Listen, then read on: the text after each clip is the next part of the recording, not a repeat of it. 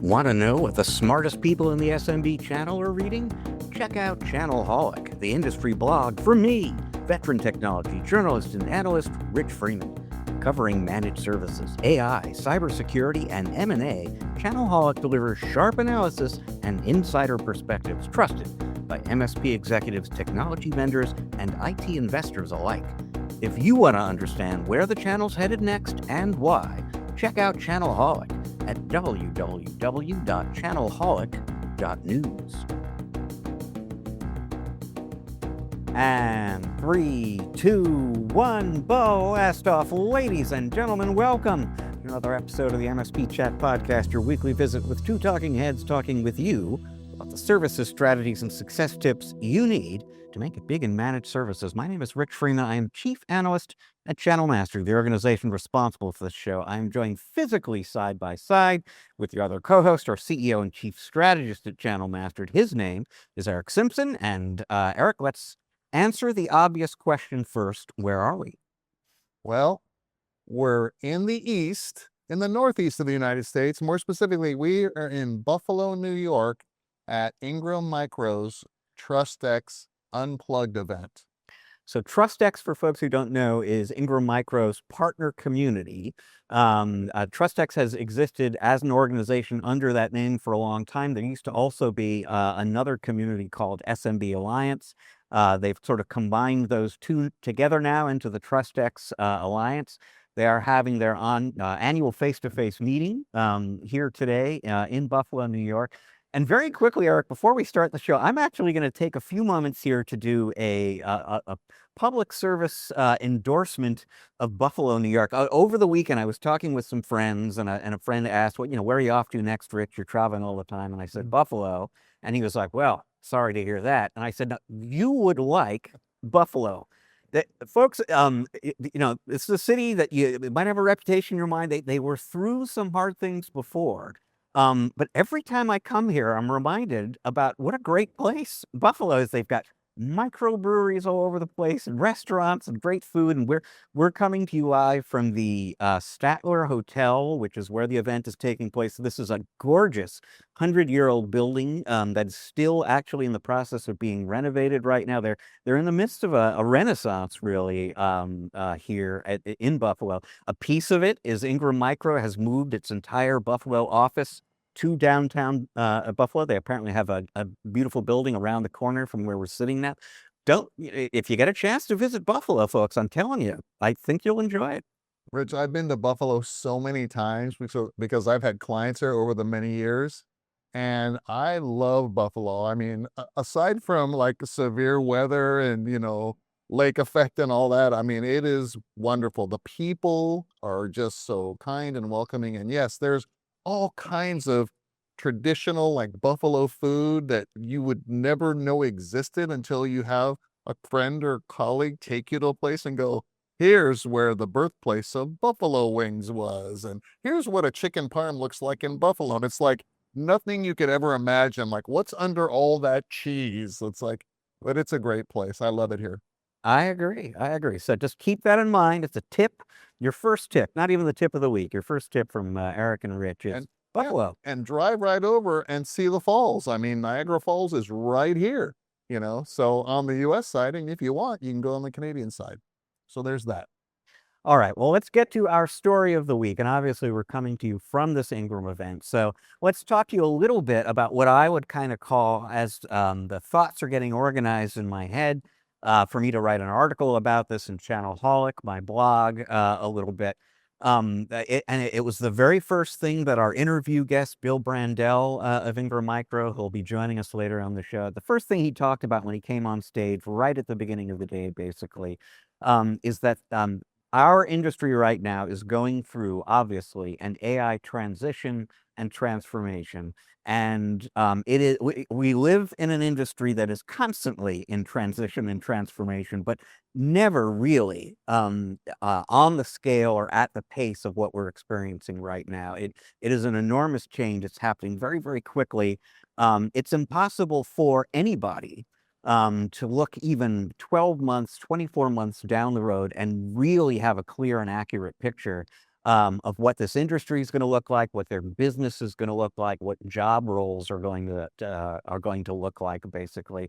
And everybody is going through this all at once. Ingram's going through it. Its partners are going through it. End users that the partners serve are all going through it simultaneously. So it's a very exciting time in the industry, but also a little scary because change when you're rocketing towards it and you don't know exactly where you're headed is inherently a little bit scary. And just some of the particular kinds of examples that have come up of what partners are dealing with right now, TrustX members, and I have a hunch this will resonate for folks in the audience as well, right? We're all familiar with what's happening in the memory market right now, where the hyperscalers and the chip manufacturers are selling to the processor manufacturers who are selling to the hyperscalers. That AI business is dominating memory consumption, and so all of a sudden it's very difficult for laptop makers or for you as a partner to get a hold of that. There are other hardware and infrastructure components that are in short supply right now, and partners are having to adapt around that issue. There are price fluctuations going on. I was speaking with a TrustX member today who was talking about how he sent a proposal out to a customer. Customer took a week to get back to him on that, and in that week, the price on a critical hardware component in this proposal went up 40%. Shut up. And so all of a sudden it was a very different conversation, and the partner made a very similar proposal to a different partner a few weeks later, and it was right back where it was before, the price on that component. So this kind of thing is going on. We've got people in response to those issues moving workloads into the cloud. We've got other people taking workloads out of the cloud and bringing them on-prem out of concerns about intellectual property leaking into LLM. There's a lot of change going on all at once. And, it is apt, I think, for us to be discussing this right now at a community event, because we talk regularly on this show about the long-standing importance of community in the IT world. And it was really a reminder for me today, it has been a reminder attending this event, that has never been truer than right now, where everybody is simultaneously trying to figure out a lot of things, a lot of high stakes issues all at once. Doing it on your own has never been a worse idea. Having a community to turn to figure it out together has never been more useful and more important. And so whether it's TrustX or some other community, peer group, whatever it is that you have access to as a partner, I would really just endorse the idea of finding other people to share experiences with and share best practices with, and get through some of these transitions, these both exciting and scary transitions together. Yeah, I agree, Rich. It's it's one of the things that I love best about, the channel that we're in, the MSP channel. It's everybody, pitches in.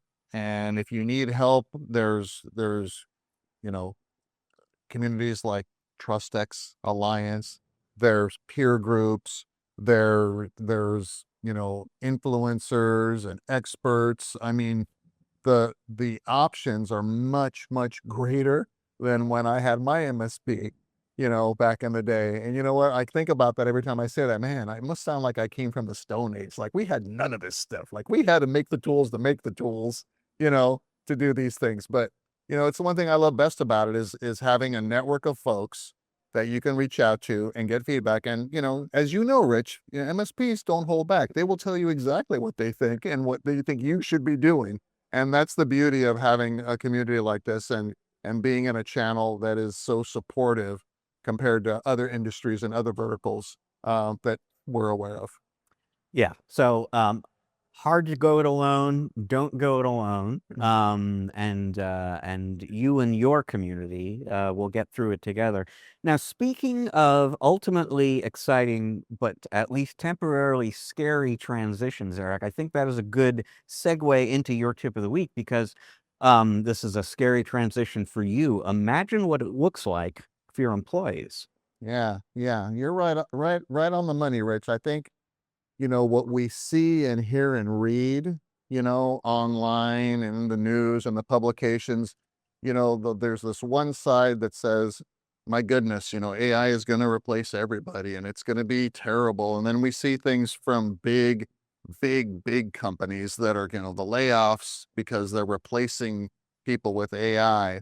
I mean, that's the very far side of what's going on. I think, on the side that we are on more closely, it's not that drastic of a switch.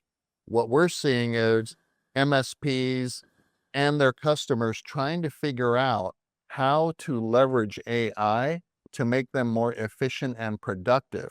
Now, am I saying that, you know, clients that you work for may not, see an opportunity to reduce staff here or there? Not what I'm saying. But in general, there's this idea that we as MSPs are more strategic with our clients and will help them take advantage of AI in a very effective and positive manner to help them achieve their business vision and goals. But let's turn that mirror back on the MSP themselves and your staff. Do your staff wonder, listeners, if their jobs are at stake?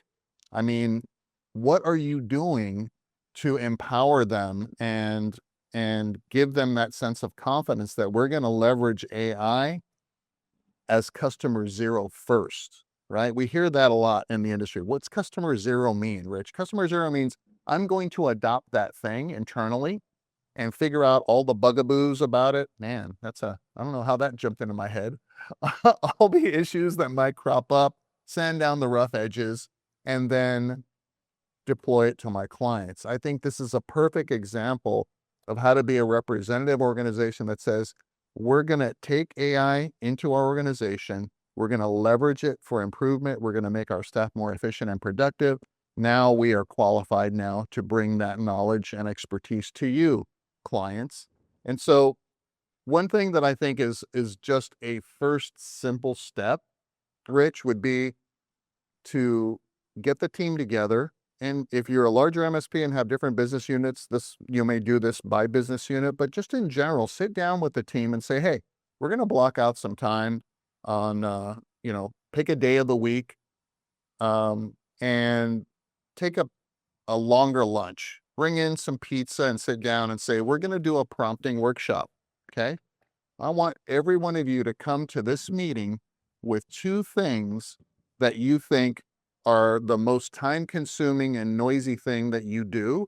And we're going to see if we can't write some prompts around it to help you execute that better. Let's leverage AI this way. And you know what? Some may be winners right out of the gate. Some maybe that didn't work out so well, but you're going to work on this. And I would suggest doing it a couple of times and perfecting this ability to write prompts for your team so that you can then take that and then, lift it and present it to some of your clients, because the challenges that your teammates have from sales, from service delivery, from support, from billing, from HR, from accounting, they have the same challenges that you have. So this is a great way for you then to introduce an opportunity for your clients and say, hey, let's do a little workshop. We're going to do a prompting workshop and introduce them.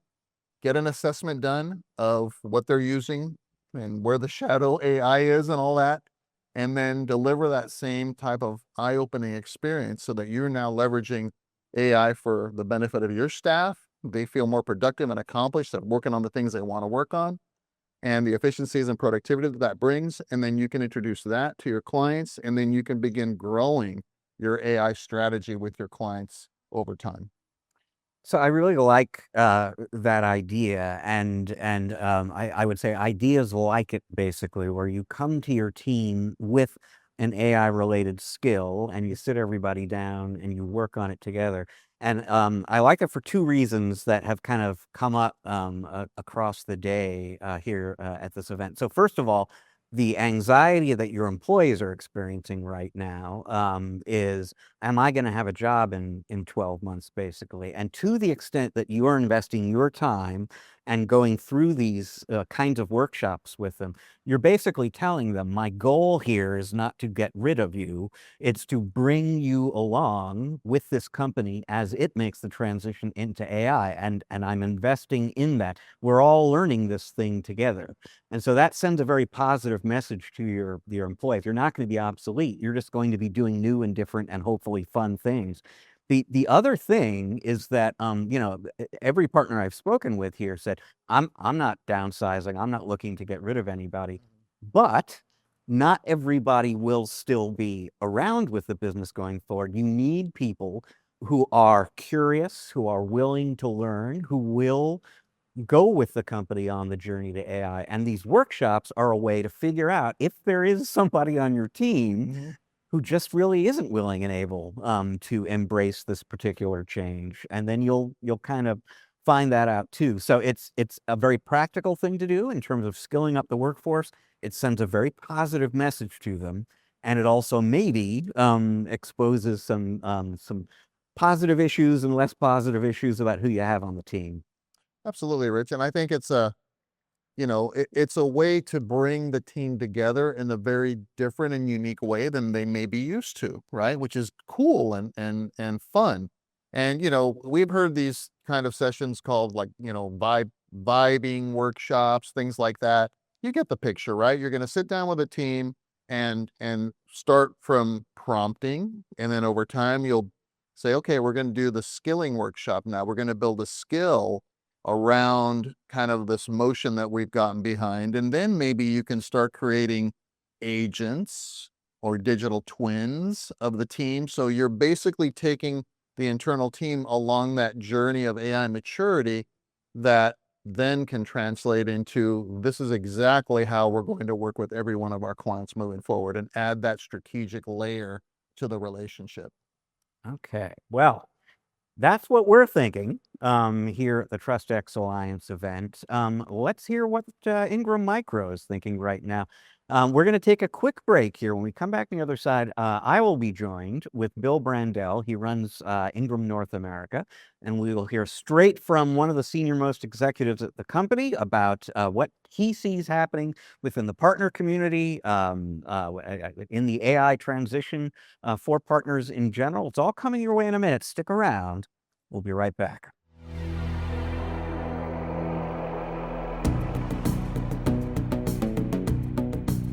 And welcome back to part 2 of this episode of the MSP Chat Podcast, coming to you very live from the Ingram Micro Trust X Alliance event in Buffalo, New York, where I am very pleased and privileged to be joined by Bill Brandel. He's the Executive Vice President of Ingram North America. This is probably your busiest day of the year? Yeah, pretty much.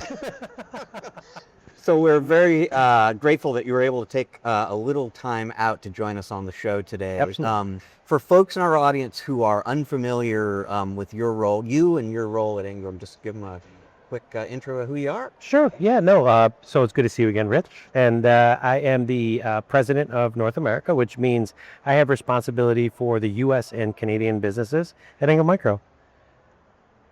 So you spoke on stage this morning about how the transition all of us are in right now is a very exciting one from a certain perspective and a very frightening one from another. Yeah.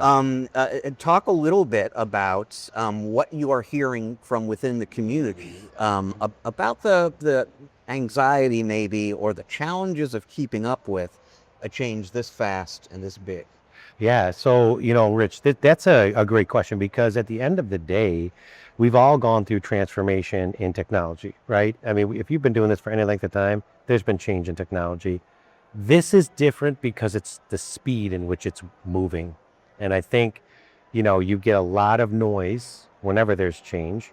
And whenever there's fear, uncertainty, and doubt, you get people that start to, you get one group of people that kind of turtle, they clam up.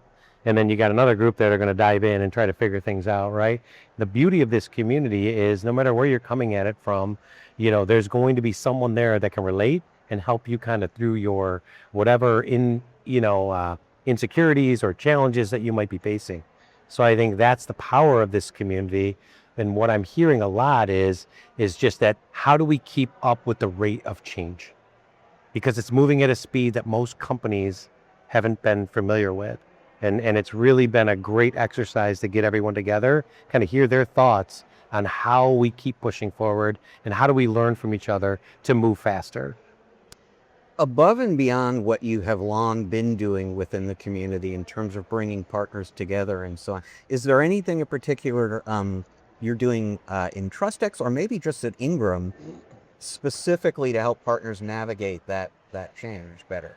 Yeah, so we have Enable AI, which has truly been kind of a thought leading group of folks that are building a solution or a way to think about the solution, a way to assess where you are in your journey and look at where you want to go, and then provide you tools and a roadmap to get there. So that's something that we did early on. We've been perfecting that over time. Eric Gitter, who's a gentleman who now reports in to my organization, but still leads a global role, is really responsible for helping to bring Enable AI to life. And what I've heard from partners that have taken the assessment is it's a great way to gauge whether they're in the early stages, if they're in the medium stages, and then for those more advanced partners, it just validates where they are and if there are additional tips that they can pick up to plug into what they're already doing. And so that's where we're trying to stay ahead of things and keep all of that information real time and growing real time as we go. One of the things that came up on stage here this morning was just the challenges around navigating price changes and hardware shortages and so on. So what are you hearing from partners in terms of how big a pressure that is for them, and what are you doing to kind of help them pass that? Yeah, well, our role has always been key in that arena, right? Whenever there's uncertainty in the industry, that's kind of where I think we shine, right? When you could look back at tariffs of 2025 and kind of how we help partners navigate that, because there was a lot of uncertainty then as well, right? What was the pricing going to look like? What were the tariffs going to mean?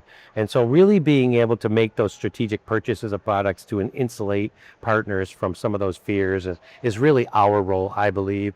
When I look at today's market, it's a little different because now you're talking about a shortage of supply. And really, when you hear about from a lot of the OEMs, it's about the time frame in which they think this is going to finally kind of get to resolution, right? And so I think we're in it for a little while. And so our job is to really help partners understand where they should be placing their bets and help them navigate the uncertainty through giving them recommendations around the products that we know are available and kind of where we see the availability and the runway. So a lot of time we spend helping our partners kind of navigate those uncertain times by just giving them visibility to where they could be placing bets, where they should be placing bets, and how we can help take some of the burden off by the way we operate as a company with taking a position with some of the inventory that we do in order to have it ready when they need it. Are you seeing either the shortages and the price issues, or just AI because of the sorts of solutions partners are selling? Are you seeing that change the kind of infrastructure that partners need and are purchasing? Or well, let's keep it to hardware first, and then I want to ask about the software and cloud side of that too. But are you seeing different kinds of purchasing patterns, both from the end users and your partners? I think the interesting thing, Rich, that I saw was there was a little bit of a pause on the refresh. When you look at the Win 11 refresh, there was a little bit of a pause depending on the partner type, right? Where you had enterprises that were moving full speed ahead, but I think you had a big segment of the industry from an end user perspective that was still kind of deciding, do I want an AI enabled laptop, or am I good with just, getting a laptop that can, I can refresh to Win 11 and it'll handle today's technology needs, right? And so there was a little bit of that. And I think as companies sorted out what it meant to get an AI enabled laptop versus not, I think that was where we saw a little bit of a pause. I think customers are a little more sophisticated now. They know the direction they want to go. So all I'm seeing now is really how companies are building, whether it's AI in the data center, AI in the edge, where are they making that investment? I think you're seeing a little bit of change there.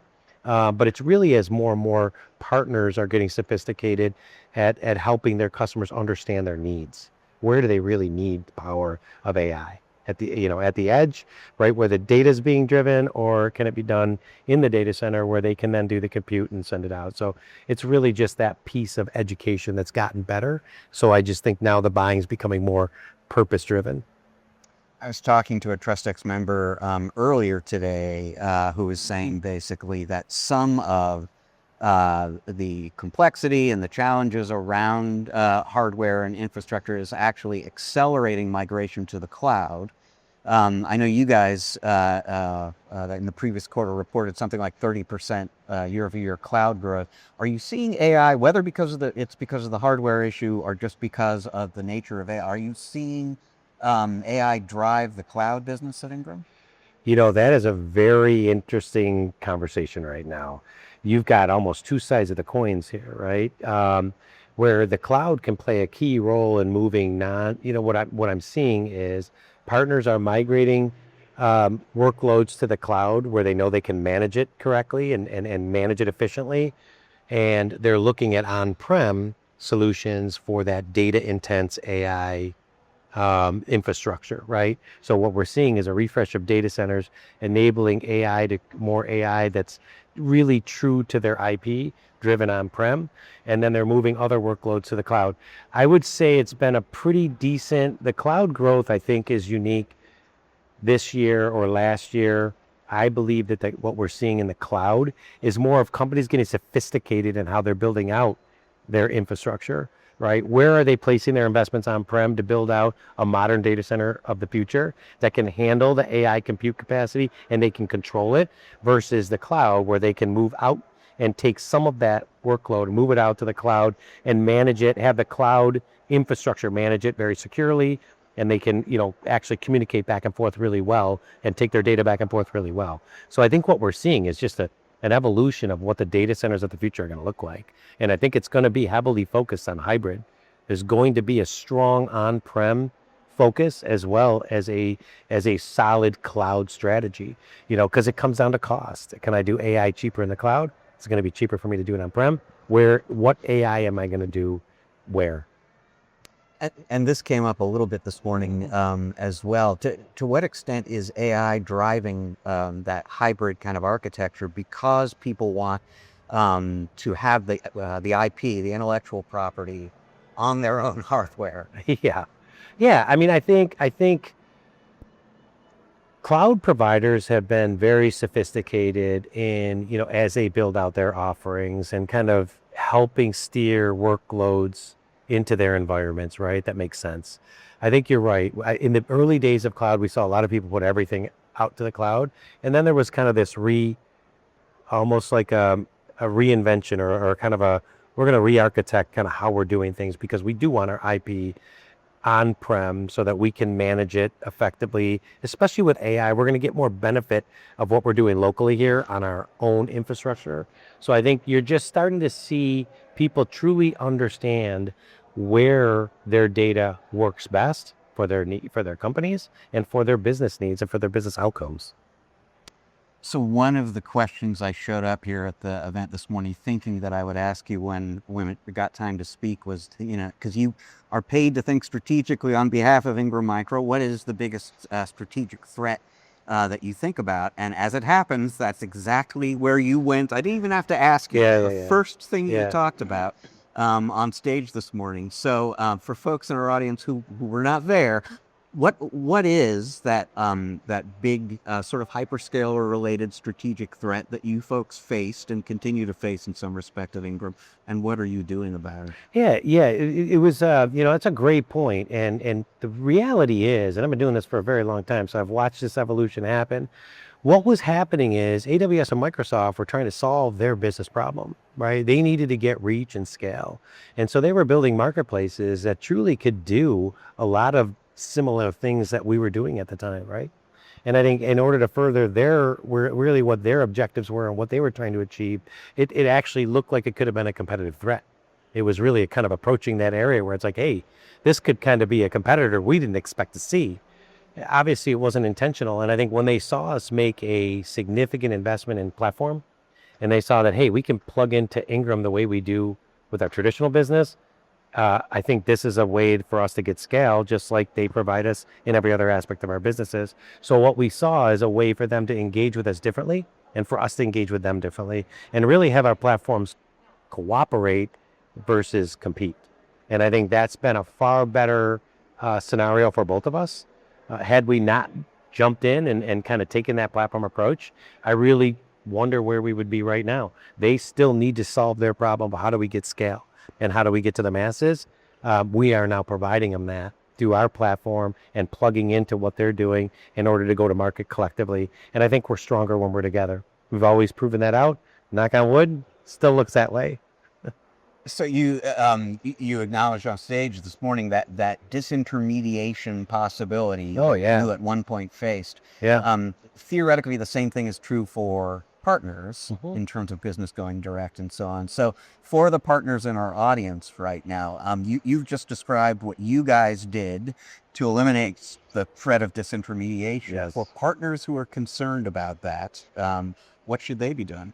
Yeah. Okay. So this is going to sound like a selfish plug. Sorry about that, but it is the way I truly believe. I think, you know, engaging with Ingram, partnering with Ingram, and making sure that we're helping them navigate the complexities of the hyperscale opportunities, I think is going to be a critical step. Because at the end of the day, hyperscalers are going to do what they need to do that's good for their business, and we are going to work together to support them, right? But when a deal does go direct through a hyperscaler, one of the things that the resellers have to think about is the visibility to that deal down the road, right? When you work with Ingram Micro, and we help you with the partner of record conversation and drive that through to your end customer together, you're always going to have control and visibility of that solution through its entire life cycle. And so I think that's one of the things I would tell partners. This is where you're going to be able to partner with Ingram and play a role in helping you manage the overall relationship with your end customers throughout the life cycle of the solutions you're selling. This was something that you touched on this morning as well. I've spoken about it with some of the members here today. It's one thing for a business owner or manager to face the challenges of the AI transition. They're the decision maker ultimately, but their employees are watching other people make decisions. They're reading things that suggest maybe my job doesn't exist. Yeah. What to what extent are our Trust X members kind of dealing with that workforce transition, and what best practices are emerging in terms of how to deal with that? That is an amazing question and a very timely question, because I think we're all facing that, right? You heard me talk a little bit about that. I think at the associate level, it's that fear of the unknown. And I would say it goes like that in every transition we've had. Heck, when we got the internet and we got email, it was like, oh my goodness, what is this going to mean to my business, right? Then we went to cell phones and the cloud, and what does the cloud mean? How are we going to be doing business? I do software. And so I think, like anything else, it's communication. It's making sure that you are communicating to your teams openly and transparently. Look, AI is going to create amazing things. It's absolutely going to change the way we do things. The things that we think are valuable today that we are doing as people will be automated, and it will be of little value for us to do anymore because there will be systems that can do it. So now our job is to figure out, how do we evolve now? How do we take that next step in our roles? So as a salesperson, how do I become more of a consultant? How do I help customers navigate the complexities of where they want to take their businesses, how they want to build their businesses, and what do they want that the portfolio to look like, and where are they going to invest in technologies going forward, right? So I think that's really where the fear comes from when you don't know. It's that uncertainty. And the more you can communicate, and we talked a lot about it, I've been talking to partners all day about that. The more transparent you can be with the vision of where you want to go and how you're going to leverage the technology to get there, I think that solves a lot of the issues of people being afraid and for you getting any resistance to the adoption. And it seems like part of what makes openness and honesty and transparency important right now, given the fact that things are changing very quickly, and you can't paint an accurate picture for people of what this Right. business is going to look like in 2 years. Part of the payoff, and this for me, as an attendee here, this like puts a bow in the whole thing. I'm sitting here at a Trust X event. It's got trust in the name of the Right. organization. Right. And it just feels like a moment in time in this industry when trust has never been more important. You're open and transparent and honest with your employees so that they trust what they're hearing from you. Yes. Yes. So I will tell you, to your point, and we've gone down this path before, even in my organization, right? Where we put our best foot forward and say, this is where we're going, only to find out that, hey, you know what? Some of the assumptions we made, we're tweaking them. The sooner you can get out with that message and say, hey, we thought this is where we were going to end up. We think we're now going to go over here. The more you can do that right when you make the decision and be super transparent and open with people, what I am finding from our team is they're far more likely to embrace the fact that we do have to make the change. They know we're doing it for their best interests. And I think that's all that matters for all of us, is to make sure our teams know when we do have to pivot and when we do have to make these changes, it's really because we've learned something that we didn't know because of just how fast the technology is moving. Well, Bill, like I said, busiest day of the year for you. Probably one of the better days as well. It is. I love it. So we do appreciate you very much taking some time out to join us here. For folks in the audience who might like to follow up, learn more about you, get in touch, where should they go? Sure. So you can call me direct or email me directly at www. I'm going to say that again. You can email me directly at william.brandel@ingrammicro.com. Shoot me a note. I will be happy to answer any question I can. And believe me, if I can't answer it, I probably got a whole group of people that can back me up, and I'll make sure you get to the right place. All right. Well, thank you very much to Bill Brandel. Folks, we're going to take a quick break here. When we come back on the other side, Eric will be joining us. We'll share some final thoughts about the goings-on here at the Trust X Alliance event. Have a little fun, wrap up the show. Stick around. We're going to be right back.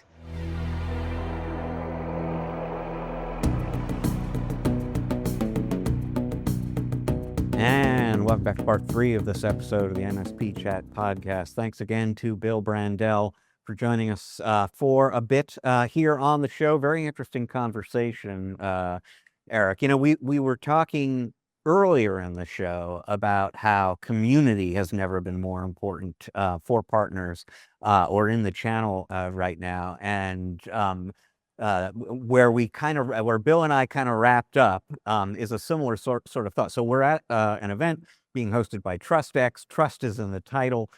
Trust has never been more important in the channel than it is right now, precisely because, as we were saying at the beginning of the show, you're not the only one who's going through the AI transition right now. Your customers are as well.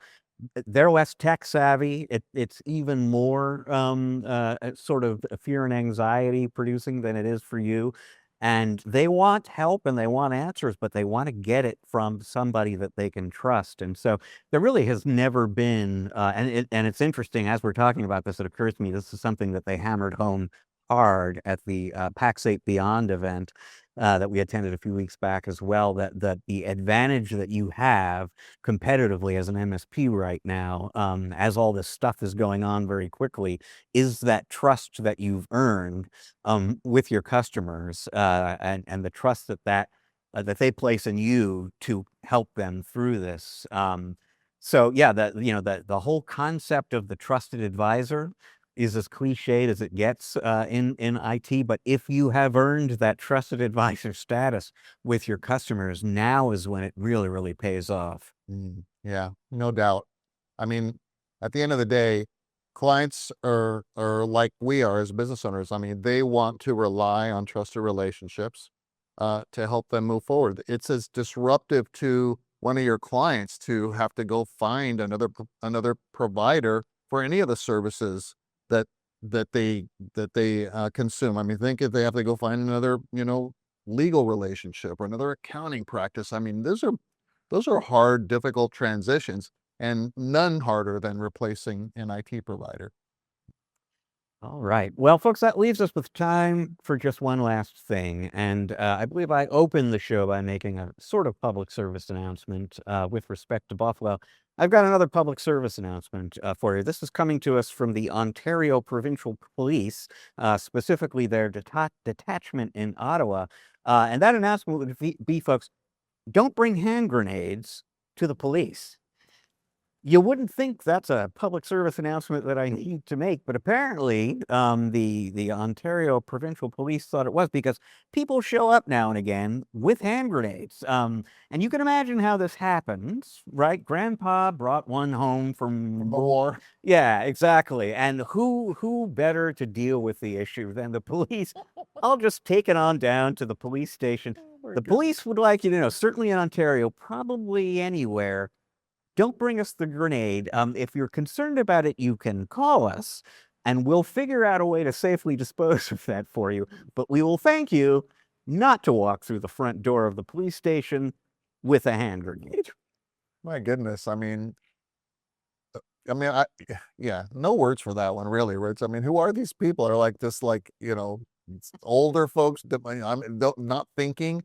Haven't they seen any of the news or TV shows or movies where you get the robot out and everybody's wearing, like, 14 layers of protective gear, and, wow, yeah, I wonder how often that happens. And is it only affecting Canada? Good question. We've just created a new mystery. Do they have more grenades in Canada than here in the United States? Yeah, We'll have to look into it. Stockpiling all these grenades in Canada. That's a question for another episode, though, folks, because that is all the time we've got for you on this episode of MSP Chat. Eric and I will be back with you for another episode in a week's time. Until then, I will remind you, as I always do, this is both a video and an audio podcast, which means that if you are listening to us right now, but you'd like to check us out on video, go to YouTube, look up MSP Chat. If you're watching us on YouTube, but you're into audio podcasts, go to Apple, Spotify, Google, wherever you get your audio podcasts. You're going to find us there too. And wherever it is you find us, please subscribe, rate, review. It's going to help other people find and enjoy the show just like you do. This show is produced by the great Riley Simpson, part of the team with us here at Channel Mastered, where we work closely with vendors to help them build, grow, and optimize thriving MSP channels. You can learn about all the many ways we do that at our website, which is located at www.channelmastered.com. Channel Mastered has a sister organization called MSP Mastered. That's Eric and his team working one-on-one with MSPs to help them grow and optimize their business. You can learn more about that at www.mspmastered.com. So once again, we thank you for joining us. We'll see you in a week.